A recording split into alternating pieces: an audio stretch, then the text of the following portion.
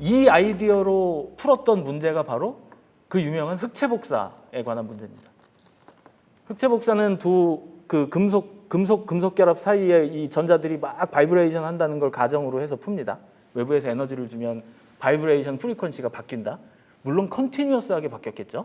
고전 역학으로.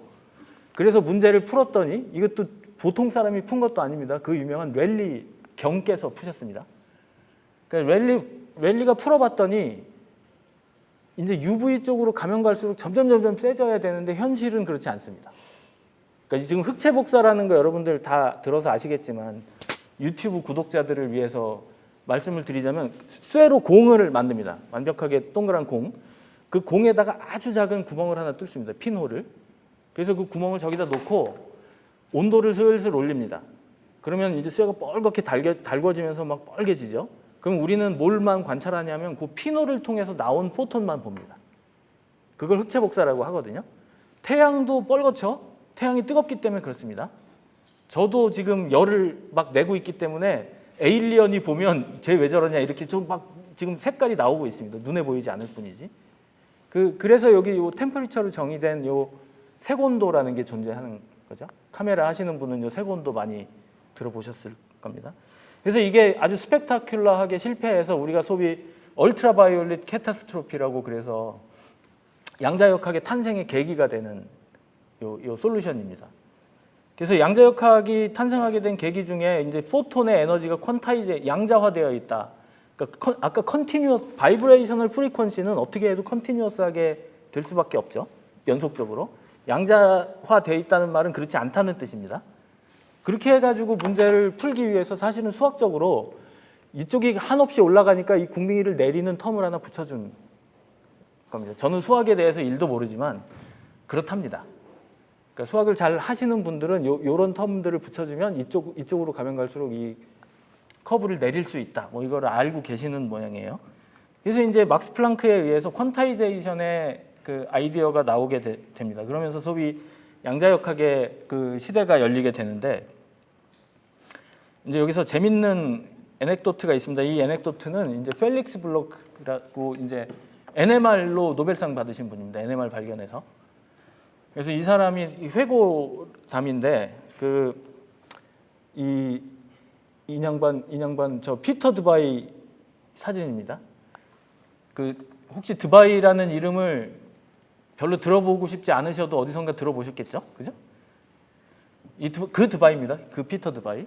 성질머리가 야 세셨대요. 그래서 이제 피터 드바이는 그 당시 스위스 쭈릭에 ETH라는 학교에 있었고 그 바로 길 건너에 유니버시티 오브 쭈릭이 있습니다. 그래서 유니버시티 오브 쭈릭엔 누가 있었냐면 슈레딩거가 있었습니다. 근데 슈레딩거는 그 당시에 이제 나이는 좀 들었는데 저처럼 많이 먹지는 않았지만 한 일은 별로 없는 그런 상태였습니다. 그래서 이제 쭈릭 ETH에서 이제 피터 드바이가 이제 매주 세미나를 주관했다고 하는데 그 세미나에 어느 날 이제 그 슈레딩거가 초청이 돼서 자기가 무슨 일을 하는지를 발표를 했다고 해요. 그랬더니 이제 코멘트를 이렇게 남긴 겁니다. 별로 뭐 재밌는 일을 하는 것 같지도 않은데 다음번에 올 때는 드브로이가 최근에 논문 낸 게 있다는데 그거 설명이나 한번 해보지. 대학원생이 아닙니다. 이거 교수입니다. 이렇게 얘기를 듣고 저 같으면은 이거를 이제 이 펠릭스 블로크는 그 당시에 학생이었고요. 학생이 옆에서 들어도 식은땀 나는 소리죠. 근데 이제 이 인양반이 그 얘기를 듣고 실제로 드브로이 논문을 정리를 해가지고 다음번에 발표를 합니다. 성인 군자시죠. 성인 군자세요. 그래서 이제 그 발표를 딱 하고 나서 이제 필릭스가 보기에는 우와 정리 진짜 잘했다 막 이렇게 들었는데 이제 그걸로 깔 게 없으면 딴 걸로 트집을 잡아야죠. 그래서 이제 야 이거 되게 유치하네. 네가 정리한 거 보니까 그게 뭐여? 만약에 파티클이 웨이브 폼으로 움직이면 그 운동에 대한 기술은 웨이브 펑션으로 해야 된다 하는 이제 코멘트를 남기고 사라지셨대요. 그러면 옆에 이제 관중들의 반응은 뻔하잖아요. 그냥 잘했다고 한번 그러시지. 그냥 이래야 되는 건데 그러고 나가셨겠죠? 또 마음에 남은 거지. 다음번에 또 옵니다. 그래서 몇 주 지난 다음에 지난번에 우리의 드바이 교수님께서 웨이브 이퀘이션이 필요하지 않겠느냐고 말씀을 하셔서 제가 찾았다. 이 정도 돼야 이 성인 군자가 되는 겁니다. 이게 찾았죠? 이게 그 유명한 슈레딩거 이퀘이션입니다. 실제로 파티클의 운동을 웨이브 펑션으로 기술한 거예요. 그래서 이 해밀턴, 이건 나중에 또 나오니까 대반전이 여기서 일어납니다. 1933년에 스톡홀름 기차역입니다. 누가 있어요? 오른쪽에 슈레딩거 옹이 딱 피고 계시죠? 피터 드바이는 이거보다 3년 뒤에 받았습니다. 이 완벽한 복수죠. 응? 먼저 받았어요. 그러니까 이거는 사실은 우리가 노벨상 얘기를 자꾸 하게 돼서 죄송하긴 한데 이 보셔서도 아시겠지만 동네 잔치예요. 이 기차 타고 받으러 갔다니까. 무슨 뭘 한 것도 아니고 이 기차 타고 갔어요. 이걸 오늘날 막 그 난리를 치는 게, 근데 우리만 치는 건 아니니까 뭐 그렇습니다. 어쨌든 슈레딩거 이퀘이션은 그래서 앞서 말씀드린 대로 파티클 한 개, 그러니까 즉 여기서 관심이 있는 건 전자니까 전자 한 개의 그 웨이브 펑션입니다. 웨이브로 운동하는 전자 한 개. 이걸 해밀토니언을 하면 E라는 고유값을 갖게 됩니다. 이 E는 에너지입니다. 그냥 우리 요까지만 합시다. 저도 모르는 얘기를 너무 많이 하면 혼나니까.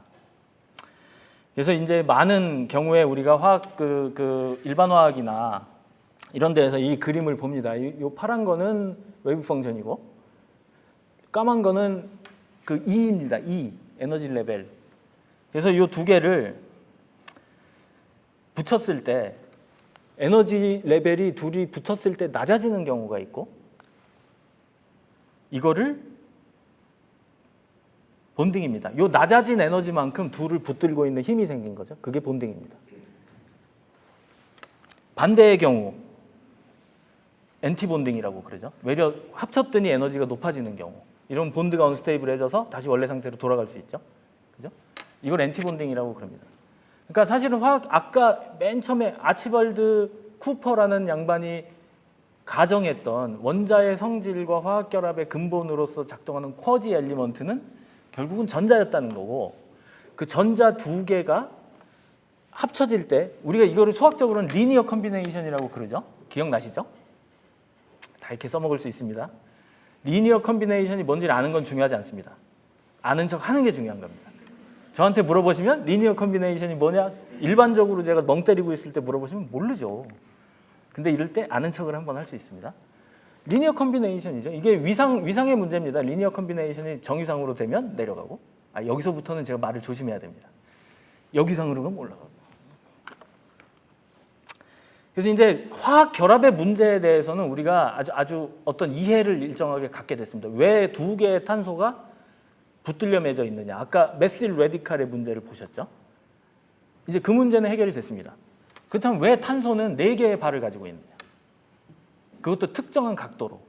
이쯤이 되면은 탄소의 테트라베일런시는 문제가 되는 게 아니고, 탄소가 테트라베일런트 하되 그 각도가 109.5도로 고정돼 있고, 그렇게 됐을 때 서브스티튜언트 4개가 다르면 카이럴리티가 생긴다는 것까지 다 알려져 있습니다. 다 알려져 있어요. 그 카이럴리티의 문제를 최초로 규명을 했던 사람 중에 하나가 반트호프입니다. 반트호프.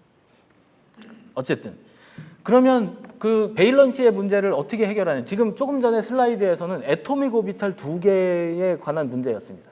근데 가만히 들여다보시면 원자 안에는 오비탈이 1개만 있는 것이 아닙니다. 여기서 오비탈이라는 거는 전자의 운동을 기술하는 그냥 그 함수로 생각합시다. 그 전자가 1개만 있는 게 아니었죠. 아까 톰슨의 모델에서도 보셨더니 4개도 있고 5개도 있고 막 이렇잖아요. 그 경우에 그러면 한 원자 내에 있는 오비탈끼리는 간섭이 없냐, 서로 완전히 인디펜던트하게 움직이냐. 그렇지 않다는 아이디어를 착안했던 사람이 라이너스 폴링입니다. 그 라이너스 폴링이 오비탈의 하이브리다이제이션이라는 컨셉트를 들고 나오게 됩니다. 여기서부터는 이제 재미삼아 보세요. 저도 이제 여기서부터는 왜 교도소 담장 위를 걷는다는 표현이 있죠. 뭔가 아슬아슬한 일을 하는 사람이 발 한번 잘못 디디면 돈 많이 벌을 수 있고, 반대쪽으로 잘못 디디면 감옥으로 갈 수 있는, 제가 지금 그런 심정입니다. 지금 제 이 비속어로 쓰자면 제 영역 밖 나와버리라고 할 뻔했습니다. 하여튼 지금 담장 위를 걷고 있어요, 제가.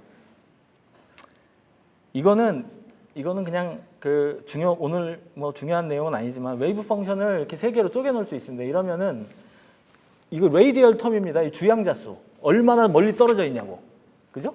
원자 핵으로부터 얼마나 멀리 가 있냐. 이 주양자수고요. 시타 이거 앵귤러 모멘텀 텀은 동그랗게 도냐 찌그러져서 도냐 모양에 관한 텀입니다. 근데 돌 때 오른쪽으로 돌 수도 있고 왼쪽으로 돌 수도 있죠. 그게 요겁니다. 근데 오비탈 안에 전자 2개 들어가죠. 그럼 스핀을 생각하면 됩니다. 요까지만 하고 저는 감옥으로 안 가겠습니다. 근데 그 오비탈의 하이브리다이제이션이라는 컨셉트는 별거 아닙니다. 아까 리니어 컴비네이션을 애토믹 오비탈끼리 했듯이 한 애톰 내에서 p 오비탈의 y 컴포넌트 py하고 pz를 더하면 될 거 아니에요. 리니어 컴비네이션 할 수도 있잖아요. 그죠? 꼭 이제 애토믹 서로 다른 애톰들끼리 애토믹 오비탈만 그걸 할 필요는 없습니다. 그죠? 멀리 왔습니다. 벌써 이 앞전의 슬라이드에서 했던 얘기를 생각하면 제가 진짜 멀리 왔습니다. 이거. 하여튼 그렇습니다. 그죠? 그래서 그걸 하이브리드 오비탈이라고 한 거고 여기서부터는 이제 뭐가 막 어긋나기 시작합니다. 그럼 하이브리다이제이션을 왜 하냐? 왜 하겠습니까? 하이브리다이제이션을 하면 아까 PY와 PZ의 하이브리다이제이션을 하면 뭐를 할 수 있기 때문에 하이브리다이제이션을 한다고 생각하십니까? 여기 보시면 아까 누워져 있던 게 PZ고 지금 서 있는 게 PY입니다. 이걸 보시다 보면 PY하고 PZ를 합치면 45도로 갑니다. 즉 오리엔테이션을 바꿀 수 있습니다. 오비탈의 오리엔테이션은 하이브리다이제이션을 통해서 임의의 방향으로 바뀔 수 있습니다. 꼭 1대1로 하지 않아도 되죠. 45도가 아니라 43도, 42도, 53도 다 꺾을 수 있습니다. 그 하이브리다이제이션의 개수만 바꾸면 됩니다. 그죠? 이게 고정되어 있는 정수 텀이 아니라 마음대로 바꿀 수 있습니다. 내 맘이니까. 여기서부터 이제 여러분들도 헷갈리고 저도 헷갈리기 시작합니다. 또 바꿀 수 있는 게 뭐냐? 쉐입을 바꿀 수 있습니다.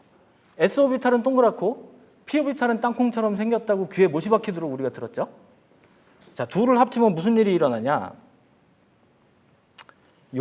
우리가 많이 봤던 SP-N 하이브리다이제이션의 N은 사실은 요 텀입니다. 오늘 중요한 내용은 아니니까 넘어갑시다. 빵이면 S오비탈이죠, N이. 자, 조금씩 갑니다. P오비탈의 컴포넌트 양을 조금씩 늘립니다, 지금. 모양이 바뀌죠? 그러다가 SP 하이브리다이제이션이 되면 모양이 이렇습니다. 조금 더 갈까요? SP2 하이브리다이제이션 오비탈입니다. SP3입니다. 즉 애토믹 그 한 원자 내의 오비탈들의 하이브리다이제이션을 통해서 우리 두 가지를 바꿀 수 있습니다. 방향과 모양. 그 방향을 바꾸는 건 이해가 됩니다. 아까 우리 베일런시에 대해서 계속 얘기를 하고 있었죠. 109.5도를 만드는 방법입니다. 이게. 하이브리다이제이션을 통해서 그 오비탈들을 일정한 방향으로 날리는 거죠. 그죠? 이제 무한대가 되면 p 오비탈로 다시 돌아가는 거죠. 빵에서 무한대. 이제 거의 다 왔습니다. 이제. 그래서 왜 하이브리다이제이션을 하느냐? 방향에 대한 건 이해가 됩니다. 베일런시를 설명하는. 모양은 뭐하러 바꾸느냐? 모양을 바꾸면 본드가 스테이블해집니다. 여기서 한 가지는 가정을 하고 넘어갑시다. 이게 화학 시간은 아니니까. 오비탈끼리 오버랩을 할 때 오버랩 인테그레이션이 클수록 오버랩을 할수록 본드가 스테이블해집니다. 이건 그냥 그렇게 알고 넘어갑시다. 너무 저한테 물어보지 마세요. 자세한 거는 물리화학 선생님들한테 여쭤보세요. 요거를 보면 여기 1.54 앵스트롬의 거리에서 하이브리다이제이션이 된 오비탈들의 오버랩과 그렇지 않은 오버랩들 사이의 오버랩 인테그랄의 차이입니다. 보시면은 1.54 앵스트롬이니까 우리가 쉽게 생각할 수 있는 케미컬 본드는 카본 시그마 본드입니다. 그죠? 우리가 알다시피 카본 시그마 본드는 sp3 하이브리다이즈드 오비탈 두 개가 붙어서 된 거죠. 그죠? 보시면은 sp3가 보라색입니다. 여기 있죠. 하이브리다이즈드 오비탈의 오버랩은 s 오비탈끼리의 오버랩이나 p 오비탈끼리의 시그마 본드 오버랩보다 훨씬 큽니다. 즉 하이브리다이제이션을 통해서 훨씬 더 스테이블한 본드를 만들 수 있습니다. 이해가 되십니까?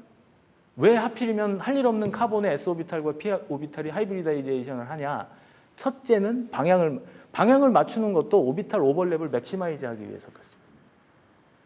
그래서 우리가 알고 있는 sp3 하이브리다이제이션이 되면은 테트라베일런트 카본이 되고 카본 하이드로젠 혹은 카본 본드를 형성할 수 있게 됩니다.